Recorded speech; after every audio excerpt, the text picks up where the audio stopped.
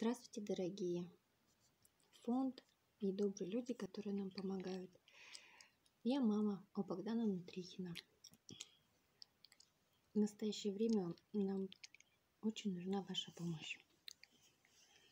Ребенок с 2014 года борется с онкологией. В течение 4 лет мы прошли химию, лучи, пересадку костного мозга. И все это лечение дало о себе знать. У нас с января 2018 года появилась эпилепсия. К сожалению, здесь в домашних условиях нам предлагают только менять препараты, которые нам ничем не помогают, только усугубляют. В настоящее время пригласила нас клиника Бонна в Германии. Обследование уже оплачено немецким фондом, но, к сожалению, у нас не хватает денежных средств на дорогу, на проживание. Это около 100 тысяч. Нас взял под свое крылышко фонд «Золото». Огромное спасибо вам, девочки.